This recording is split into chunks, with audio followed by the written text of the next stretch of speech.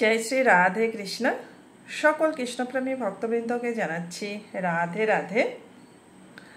आज 2रा आश्विन 19 सेप्टेम्बर बृहस्पतिवार प्रतिदिनेर मतो आजও सन्ध्याबेला पाठ करते बसलाम। आज आमी परम ग्रंथ श्रीमद् भागवत गीतार एकटी पवित्र श्लोक पाठ करब। सकल कृष्णप्रेमी भक्तगण आजकेर এই पवित्र श्लोकेर व्याख्या अवश्य श्रवण करुन। भगवान बोलेছেন समस्त प्राणी प्रकृति के अनुसरण करे। ज्ञानी व्यक्तिओ निज प्रकृति अनुयायी कर्म सम्पादनेर चेष्टा करें। ताहले निग्रहेर जन्य जेद करे कि हबे? যত কর্ম করা হয় তা সবই স্বভাব এবং সিদ্ধান্ত অনুযায়ী হয়। স্বভাব দু প্রকারের হয়, রাগ দেশরহিত এবং রাগ দেশযুক্ত।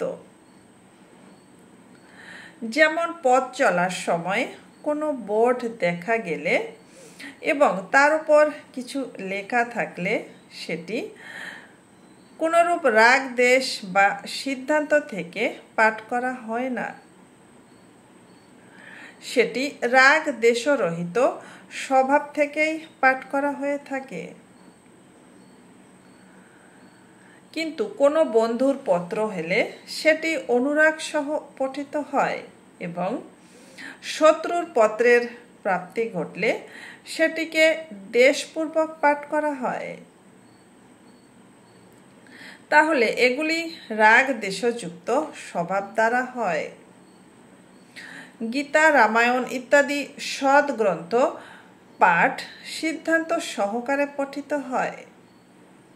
গীতা, রামায়ণ ইত্যাদি সৎ গ্রন্থ পাঠ সিদ্ধান্ত সহকারে পঠিত হয়। মনুষ্য জন্ম পরমাত্মা প্রাপ্তির জন্যই হয়েছে। তাই পরমাত্মা প্রাপ্তির উদ্দেশ্য নিয়ে কর্ম করাও সিদ্ধান্ত অনুসারে হয়।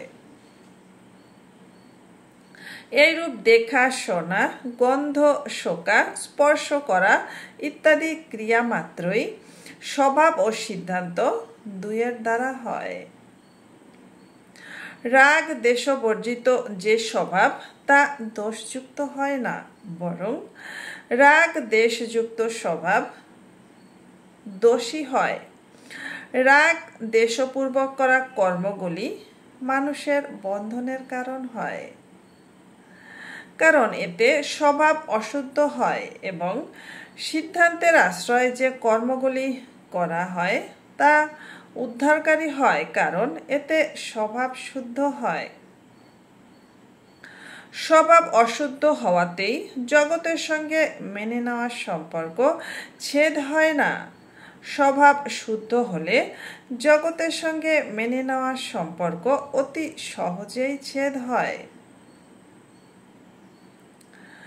জ্ঞানী মহাপুরুষদের নিজের বলে যে শরীর, তার দ্বারা ক্রিয়াগুলি সত্যই হয়ে যায়, কারণ তাদের মধ্যে কর্তৃত্বভাব থাকে না। পরমাত্মা প্রাপ্তির জন্য চেষ্টিত সাধকগণের ক্রিয়া শুধু সিদ্ধান্ত অনুযায়ী অনুষ্ঠিত হয়। লোভী ব্যক্তি যেমন সর্বদা সাবধান থাকে যেন লোকসান না হয়ে যায়, তেমনি সাধক সর্বক্ষণ সতর্ক থাকেন যেন তার কোনো ক্রিয়া রাগ দেশপূর্বক হয়ে না যায়। এরূপ সতর্কতা অবলম্বন করায় সাধকের স্বভাব শীঘ্র শুদ্ধ হয়ে যায় এবং এর পরিণাম স্বরূপ তিনি কর্মবন্ধন থেকে মুক্তি লাভ করেন।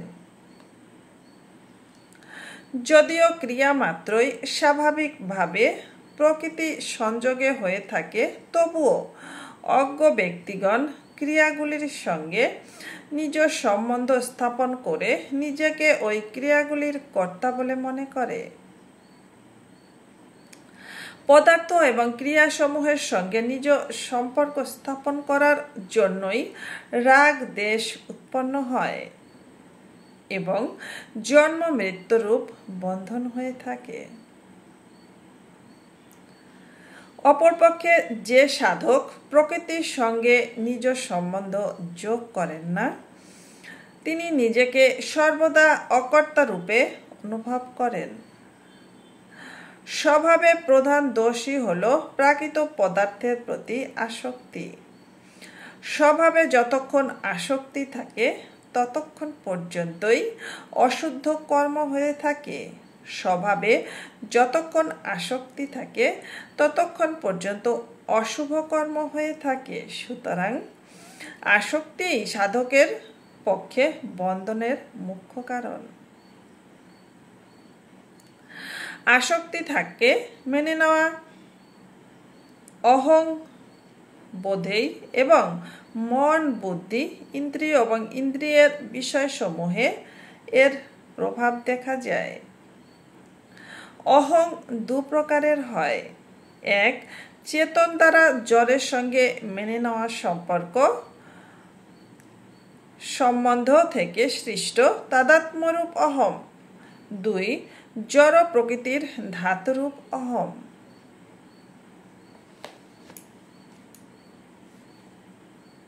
আজ এটুকুই। নমস্কার।